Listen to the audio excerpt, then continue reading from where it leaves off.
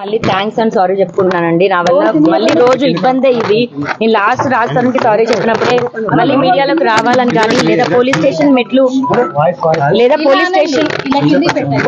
మెట్లు మళ్ళీ ఎక్కుతానైతే అనుకోలేదు. నిన్న నాకు జరిగిన దాడికి నేను మళ్ళీ పోలీస్ స్టేషన్ మెట్లు ఎక్కాల్సి వస్తుంది. ఇదంతా కూడా ఎక్స్పీరియన్స్ అవ్వాల్సి వస్తుంది. నా లైఫ్లో నాకు జరిగిన అన్యాయానికి నేను ఫైట్ చేస్తున్నాను. అది కొంతమందికి నచ్చచ్చు, కొంతమందికి నచ్చకపోవచ్చు. ఎందుకంటే ఇద్దరు మగాళ్ళ మీద ఫైట్ చేస్తున్నాను. అందులో రాజ్ తరుణ్ కానీ మస్తాన్ సాయి కానీ ఇద్దరు పలుకుబడి ఉన్న మనుషులు, ఇద్దరు డబ్బులు ఉన్న మనుషులు. నేను న్యాయం కోసమే పోరాడుతున్నాను. న్యాయం కోర్టులో ఉంది. కోర్టుని కోర్టులాగా కూడా గౌరవించకుండా పర్సనల్గా అటాకులు చేసి నా మీద దాడి చేస్తున్నారు. ఒంటరిగా ఉన్నాను, ఒక్కదాన్నే, నార్మల్ మిడిల్ క్లాస్ అమ్మాయినే నేను. ఈ రోజు రాజ్ తరుణ్ హీరో అయిపోయి నేనేం చేసినా నడిపించుకుంటుంది అన్న దాంట్లో పట్టపగలు మా ఇంటికి అమ్మాయిలు లాంటి అబ్బాయిలు పంపించాడు. మరి అబ్బాయిలు అమ్మాయిలాగా వచ్చారో కానీ వచ్చి నన్ను దారుణంగా అటాకులు చేసిన, ప్రైవేట్ పార్ట్స్ని కూడా ఇచ్చేసి ఎంత హ్యూమిలేట్ చేసి నన్ను గేట్ వరకు డ్రాగ్ చేసుకుంటూ వచ్చారు. పోలీసులు ఆ సెకండ్ రైట్ టైంకి రాకపోయి ఉంటే నాకు ఏమై ఉండేదో కూడా నాకు తెలియదు. చచ్చిపోయానని ఒక సెకండ్ అయితే అనుకున్నాను. అండ్ ఆ విషయం మీద ఫైట్ చేస్తుంటే సంబంధం లేకుండా శేఖర్ భాష వచ్చాడు, ఆ ప్రీతి అనే అమ్మాయి వచ్చింది, అండ్ ఉదయ్ వీళ్ళందరూ కూడా ఎందుకు వచ్చి మాట్లాడుతున్నారో నాకైతే తెలియదు.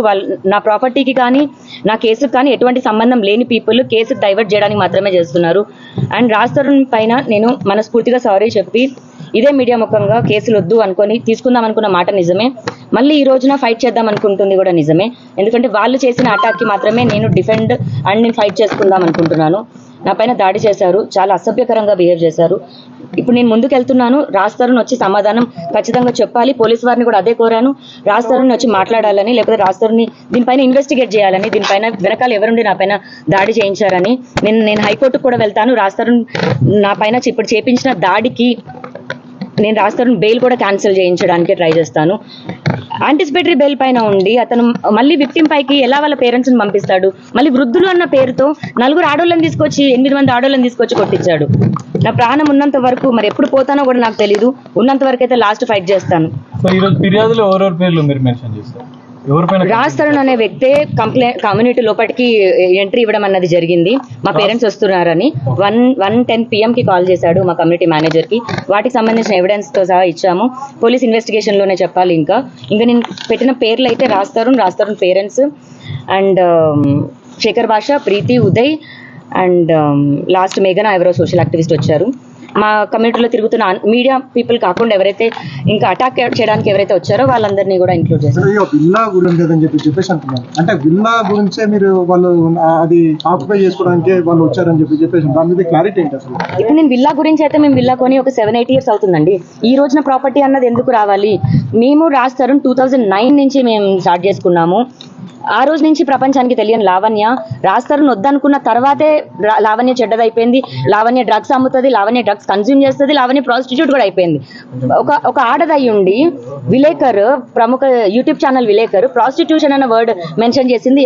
ఈ రిపోర్ట్లో ఆమె గురించి కూడా మెన్షన్ చేశాను. ఆవిడ 40,000 డబ్బులు తీసుకుందండి ఆవిడ నా దగ్గర.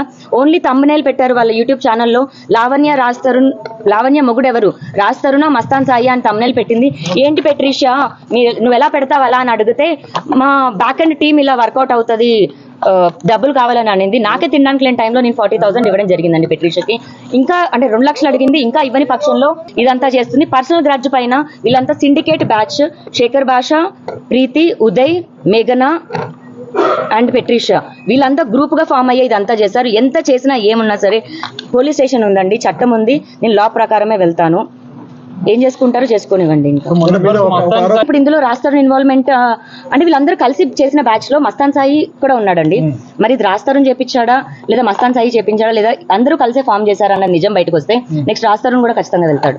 నేను ఇన్ని రోజులు రాజ్ తరుణ్ కి అగేన్స్ట్ గా సాక్ష్యాలు ఇవ్వలేదు. నేను ప్రేమించిన మనిషి కాబట్టి ఇవ్వలేదు. కంప్లైంట్ పెట్టినప్పటికీ నేను మనిషి కావాలి అనుకొని పెట్టాను, మనిషి జైలుకి వెళ్ళాలని కాదు. కానీ అతను సైలెంట్ గా ఉండి ఇంత క్రూయల్ గా బిహేవ్ చేస్తున్నాడు అంటే ఫిజికల్ అటాక్ అన్నది తప్పు. నువ్వు అట్లీస్ట్ మాటలతో దాడి చేసినా మాట అనేది మర్చిపోతామేమో. ఆ సెకండ్ ప్రాణం పోతే ప్రాణం తీసుకురాలేరు ఎవరు. రాజ్ తరుణ్ కూడా ప్రిజన్ కి పంపిస్తాను.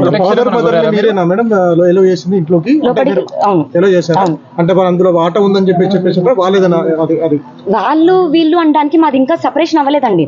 కోర్టు తీర్పు లావణ్య రాజ్ తరుణ్ విడిపోయారు, లావణ్య రాజ్ తరుణ్ సంబంధం లేదు అన్నదేమి ఇవ్వాల. ఛార్జ్ షీట్ అయింది, ఛార్జ్ షీట్ లో 11 ఏళ్ళు వీళ్ళు సహజీవనం చేశారు అని వచ్చారు. ఇల్లు సంబంధం లేదు అని అయితే లేదండి. అది రాస్తారు ఇప్పుడు అంటే ప్రాపర్టీ కొన్నాం కాబట్టి ప్రాపర్టీ గురించి అంటే ప్రాపర్టీ లేకపోతే అంటే లావణ్య తీసుకెళ్తాడా మరి ఇప్పుడు అంటే ప్రాపర్టీ ఉందని లావణ్య వద్దంటున్నాడా? తల్లిదండ్రులు ఒకటే ఆరోపణ చేస్తున్నారు, అసలు రాష్ట్ర అమ్మాయి పెళ్లి చేసుకోలేదు, సహజనం చేశారు, ట్రక్ పెడ్లరు, అసలు ఆమెకు సంబంధమే లేదు, ఆ ఇల్లు మాదే అని చెప్పేసి ఖండితంగా చెప్తున్నారు. దాని రాస్తారు వాళ్ళ 4 fathers ఇచ్చిన హౌస్ కాదండి అది. రాజ్ తరుణ్ హైదరాబాద్ కి వచ్చిన తర్వాత జీరోతో తన కెరియర్ స్టార్ట్ చేశాడు. అతను కూడా స్టార్టింగ్ డేస్ లో మీ అందరికీ చెప్పడం జరిగింది.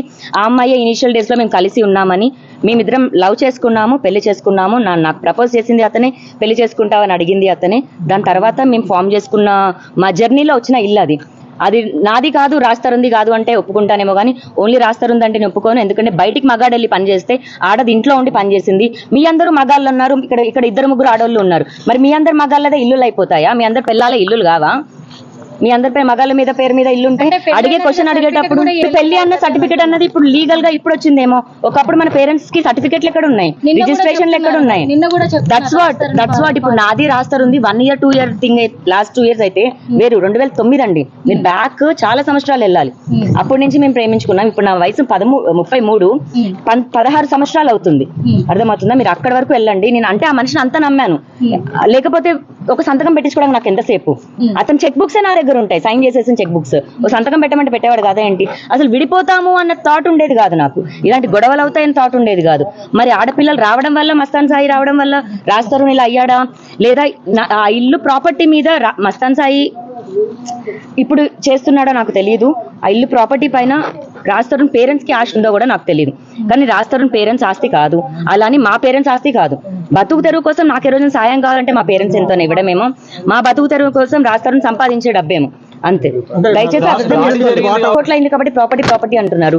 డిగ్రేడ్ అయిపోయి అసలు ఇల్లే కూలిపోయింది, ప్రాపర్టీ లేదు. అయితే ఇంకో ఆరోపణ, మీరు అందరు కాల్స్ రికార్డ్ చేస్తారు, వీడియో కాల్ రికార్డ్ చేస్తారు, అలాగే ఒక ఇన్వెస్టిగేషన్ ఆఫీసర్ కాల్ రికార్డ్ కూడా చేసి భయపెట్టించారని చెప్పేసి ఒక ప్రధాన ఆరోపణ ఉంది. దాని మీద మీరు ఏం క్లారిటీ ఇస్తారు? మీరు అడిగిన క్వశ్చన్ నాకు డైరెక్ట్ గానే అర్థమైంది. ఇప్పుడు కాల్స్ అన్నవి ప్రతి ఒక్కరు చేశారు.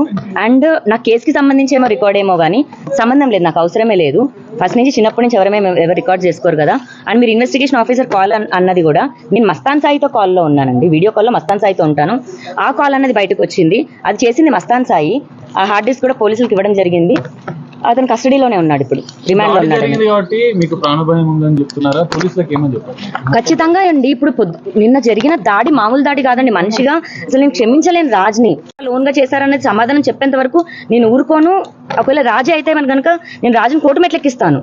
ఎందుకంటే నన్ను కన్నది నా పేరెంట్స్ అయితే నేను నమ్ముకొని వచ్చాను ఇతన్ని. నా మంచి బాగోగులు నేను చెడ్డ పని చేస్తున్నానా లాగిపెట్టి నన్ను పీకి నువ్వు చెడ్డ పని చేస్తున్నావు అని చెప్పేది ఉండే, లేదా పోలీస్ స్టేషన్ తీసుకొచ్చి చెప్పేది ఉండే. నా ప్రాణాన్ని నా మానాన్ని తీసుకొచ్చి ఎక్కడో బయట కూర్చొని బౌబో అని కుక్కలాగా మరులుతాడు. వాడేం మగాడు, వాడేం హీరో? ఏ రకంగా హీరో అవుతావు నువ్వు? బాధ్యత లానే నమ్మనోడు నువ్వేం హీరో అవుతావు?